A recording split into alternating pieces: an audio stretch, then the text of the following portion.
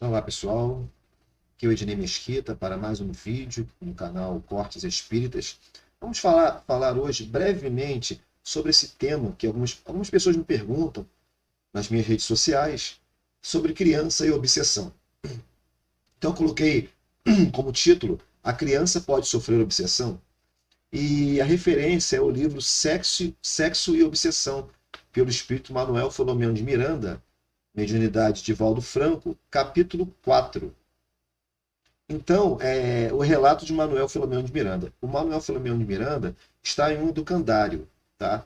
E ele se depara com uma cena que ele não esperava naquele momento. Ele diz assim: continuamos naquele recinto, e como era a primeira vez que tinha oportunidade de encontrar-me em uma escola para crianças, pude observar que todas eram acompanhadas por espíritos, algumas felizes e não poucas por entidades cruéis, que desde cedo intentavam perturbá-las, vinculando-se-lhes psiquicamente.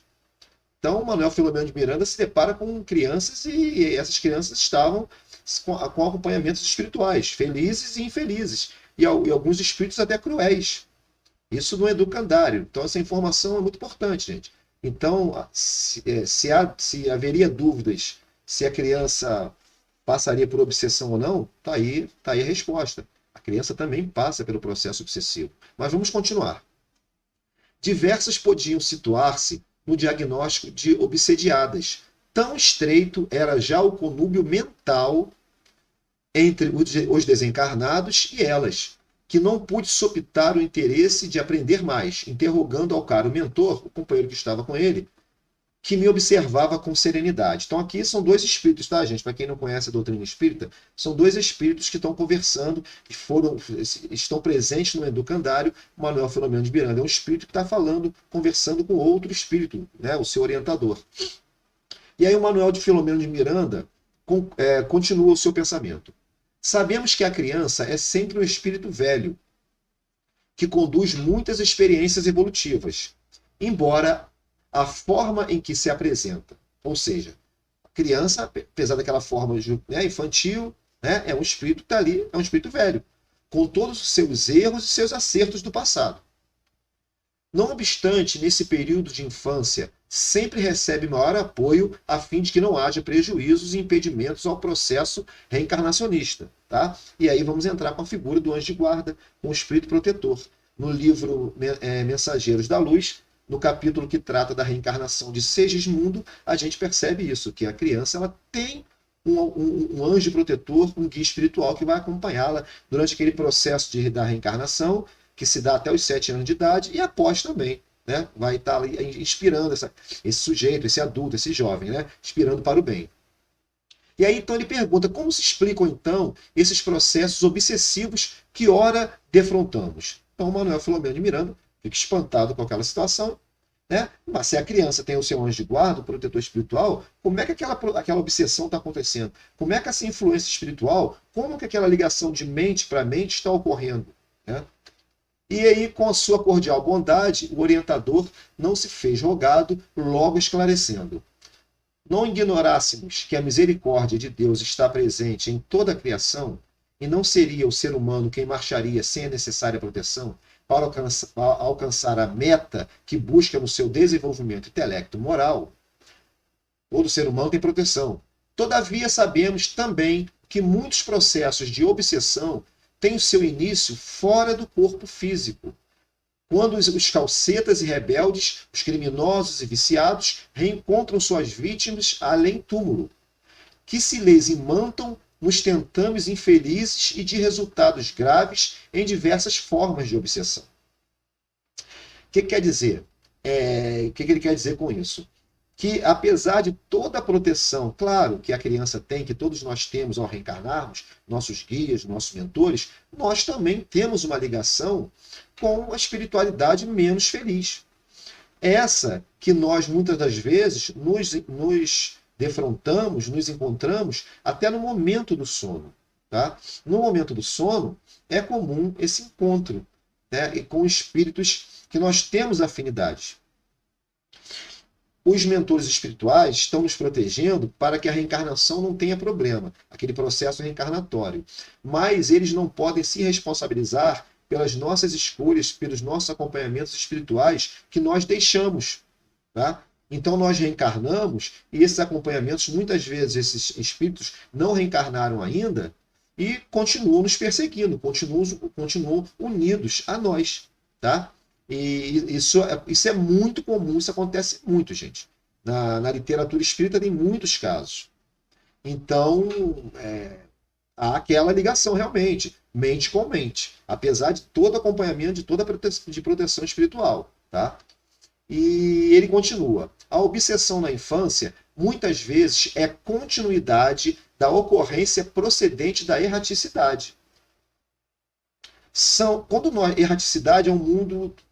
Quando nós desencarnamos, nós ficamos na erraticidade. Erraticidade é aquele período que se dá antes de uma encarnação e de outra. Né?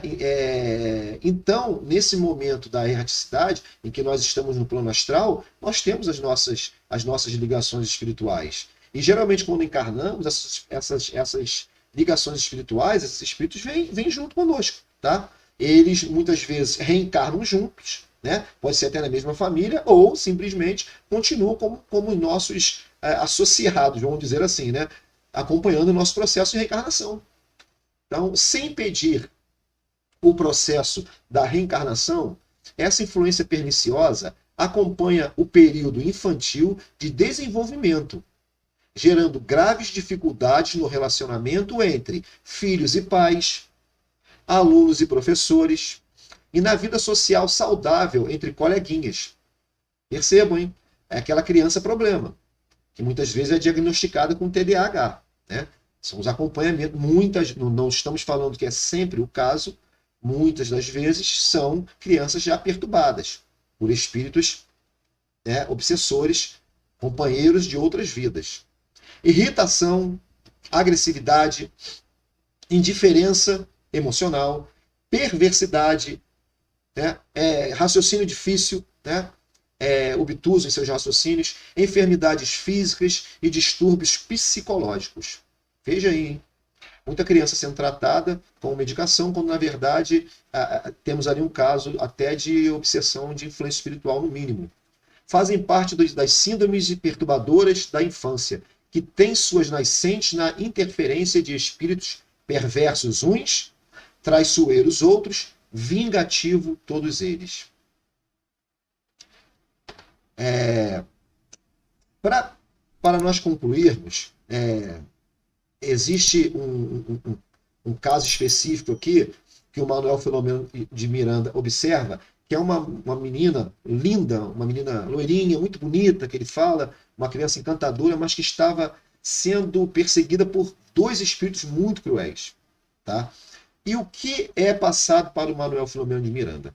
Que aqueles espíritos, ela tem dívidas, na verdade, com aqueles espíritos. Ela teria dívidas do passado com aqueles espíritos. E eles estavam ali cobrando. Tá? E qual a melhor maneira, como Deus resolve essa situação?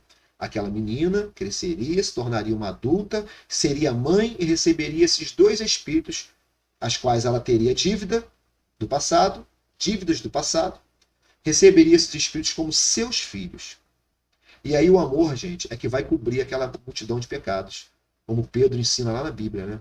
Então, ela seria a mãe desses dois espíritos, receberia esses dois espíritos no seu lar, né? E a partir dali haveria um reajustamento. O ódio se transformaria em amor. Então, a terapêutica, a solução da espiritualidade é realmente maravilhosa, transformando inimigos em parentes, em pai, filho, mãe, filho. Esses inimigos são transformados, se tornam amigos, se tornam, muitas vezes é uma relação difícil até entre pai, mãe, filho, né?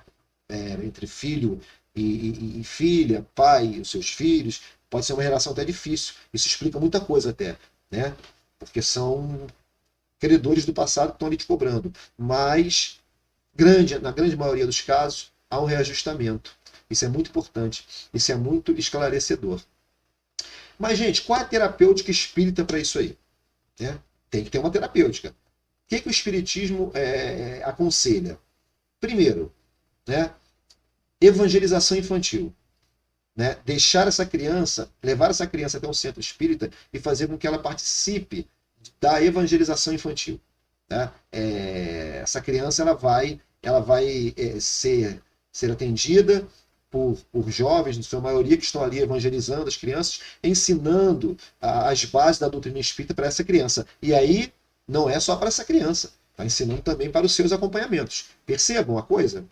A ligação? Então, quando a criança está sendo evangelizada, está aprendendo a moral cristã, ela está também proporcionando, né, os evangelizadores estão proporcionando também esse ensinamento aos espíritos que estão acompanhando essa criança. Então ela será evangelizada e aqueles espíritos que estão com ela ligados também o serão.